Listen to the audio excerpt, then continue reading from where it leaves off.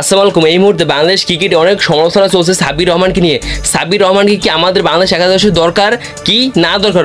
বর্তমানে আমাদের বাংলাদেশের একাদশটা একটু ভালো হচ্ছে না। আমাদের ওপেনিং, মিডল অর্ডার, তারপর আমাদের লোডার অর্ডার সবাই একবারে রানই পাচ্ছে না। এখান থেকে আমরা দুর্বল হয়ে গেছি প্রতিপক্ষের কাছে। অপরদিকে দেখুন আমাদের ওপেনিংটি একটু ভালো হচ্ছে না, তারপর আমাদের মিডল অর্ডারও কেউ রান পাচ্ছে না। এখান থেকে আমাদের সাব্বির রহমানকে কি দরকার সেটা নিয়ে এখন সমর্থকরা তারপর দর্শকরা সবাই কথা হচ্ছে। এখান থেকে এখন দেখুন সাব্বির রহমান কবে একটা ভালো একটা ইনিংস খেলছে আপনারা একটু বলুন। অপরদিকে দেখুন মোসাদ্দেক হোসেন, তিনি ভাই এনসিএল, বিপিএল ভাই সবাই সব জায়গায় ভালো রান করছে। অপরদিকে দেখুন সাব্বির রহমান তিনি কয়টা ভালো ইনিংস খেলছে।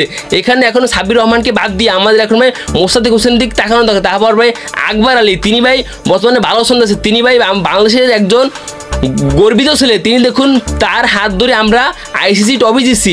অপরদিকে দেখুন সাব্বির রহমানকে নিয়ে কেন তো সমালোচনা চলবে।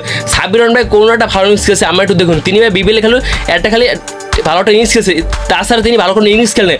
বর্তমানে দেখুন মোসাদ্দেক হোসেন, তারপর আফিফ হোসেন সবাই বর্তমানে ভালো ফর্মে আছে। তারপর আমাদের সবচেয়ে বড় কথা হচ্ছে জুলিয়ান উড। এই দেখুন ভাই জুলিয়ান উডকে আমাদের দেশে আনার পর থেকে আমাদের ব্যাটাররা রানই পাচ্ছে না। দেখুন এই ভাই জুলিয়ান উডকে আনার আগে আমরা পরপর 3টা সিরিজ জিতছি। সেই সিরিজে আমাদের ব্যাটাররা ভালো রান পেয়েছে। এখন এই জুলিয়ান উডকে ব্যাটিং কোচ হিসেবে মাত্র 10-15 দিন আনার পর আমাদের কোনো ব্যাটাররা রানই পাচ্ছে না।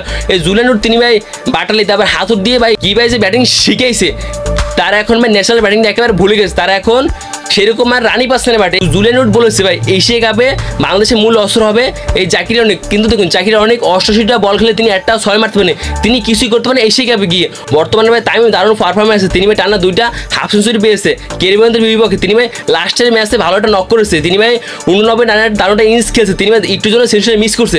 বর্তমানে দেখুন ভাই বাংলাদেশের একজন ফার্স্ট ব্যাটার হচ্ছে এই তামিম। দেখুন ভাই মাত্র ভাই 42 ইনিংস খেলছে, তিনি 10টা হাফ সেঞ্চুরি করছে। অপরদিকে তিনি 1000 রান করছে। এখন আমাদের তামিমের দিকে ফোকাস দিতে হবে, তাহলে তিনি আরও ভালো করবে। দেখুন বর্তমানে আমাদের সাব্বির রহমানের দিকে না ফোকাস দেয়, এখন আমাদের মোসাদ্দেক হোসেন তারপর আফিফ হোসেন দিকে ফোকাস দিলে আমাদের ভালো হবে।